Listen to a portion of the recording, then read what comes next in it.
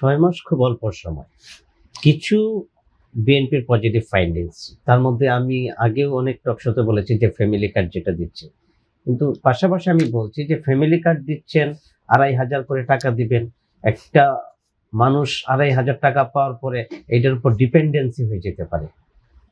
তার বিপরীতে যদি আপনি তাকে কর্মসংস্থানের ব্যবস্থা করেন, সে যদি কাজ করে বেতন পায়, তার এই যে আমরা বলছি যে নারীর অধিকার বাড়বে বা নারীর মর্যাদা বাড়বে, সে আরো মর্যাদাশীল নিজেকে মনে করবে যে আমি কাজ করে টাকা নিচ্ছি, আমি বেতন পাচ্ছি। কিন্তু আপনি যখন বাড়িতে বসিয়ে থেকে ২,৫০০ টাকা দিবেন, ২,৫০০ টাকা তো একটা মামুলি টাকা। এখনকার জমানায় যে বাজারে দ্রব্যমূল্যের ঊর্ধ্বগতি, একটা মানুষ কতদিন চলতে পারবে?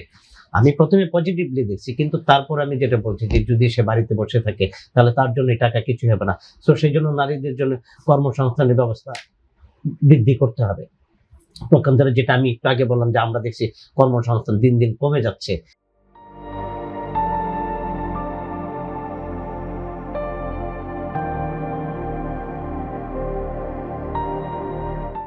নানাবিধ কারণে দেখেন, বিএনপি সরকার এই আরো কিছু আপনার কাজ করছে, যেটাকে আমি আসলে পজিটিভলি নিচ্ছি।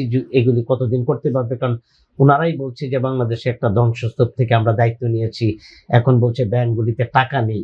এই ফ্যামিলি কার্ড উনি কতজনকে দিতে পারবেন, কতদিন দিতে পারবেন? না, বলছে কি মিথ্যা বলছে না সত্য বলছে? ব্যাংকগুলোতে টাকা নেই। এখন দেখেন বাংলাদেশে, আমি তো বলছি যে বাংলাদেশে তো আমরা ইকোনমি যে ভঙ্গুর পরিস্থিতি, সেটা তো, এটা কি সন্দেহ আছে আপনার? অবশ্যই সন্দেহ আছে, অফকোর্স সন্দেহ আছে। কারণ আমরা তো দেখছি যে সরকার ব্যাংক থেকে টাকা নিয়ে টাকা দিচ্ছে মানুষকে। অলরেডি ৬৯,০০০ কোটি টাকা ব্যাংক থেকে সরকার নিয়েছে, আপনার দেখেন। তারপরে মানুষকে বেতন দিচ্ছে, বিভিন্ন কাজ করছে, এবং সরকার টাকা ছাপাচ্ছে। সেজন্য মূল্যস্ফীতি যেটা বেড়ে যাচ্ছে। আপনাকে বলি কি, এইভাবে যদি সরকার কাজ করতে, আমি যদি সরকারের যে বাজেট আপনার, সেই বাজেটে তো লক্ষ্যমাত্রা আমরা দেখছি না। আমি সামনে যে লক্ষ্যমাত্রা পূরণ হবে, যদি এইভাবে বিভিন্ন সেক্টর বন্ধ হয়ে যায়, ব্যবসা বাণিজ্য মানুষের বন্ধ হয়ে যায়, মানুষ যদি চাকরি না করতে পারে, মানুষ যদি বেকার হয়ে যায়, তাহলে সরকার তার এই রাজস্ব আয় থেকে নেবে আর কি। আর সরকার যদি রাজস্ব আয়, আপনার পরামর্শ কি রাজস্ব আয় বাড়ানোর জন্য? রাজস্ব আয় বাড়ানোর জন্য যেটা তো বলছি, প্রথম কথা পলিটিক্যাল সেটেলমেন্ট সরকারকে আসতে হবে। দেখেন, পলিটিক্যাল সেটেলমেন্ট হচ্ছে যেটা হচ্ছে কি, আপনি কোন দলকে ইগনোর করছেন, কোন দলকে আপনি সাথে নিচ্ছেন না। এখন বাংলাদেশে একদলীয় শাসন ব্যবস্থা কায়েম হয়েছে। আপনাকে বলি, বিএনপি আর জামাত আর এনসিপি সব মিলে একটা দল, এই বিরোধী দলের স্বার্থে বিরোধী করা আর কি।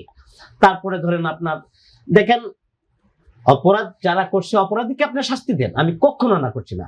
বাংলাদেশে এই যে ডক্টর ইউনূসের সময় যে আপনার মামলাগুলি দিয়েছিল, এগুলো প্রকৃত অপরাধীকে মামলা দেওয়া হয় নাই।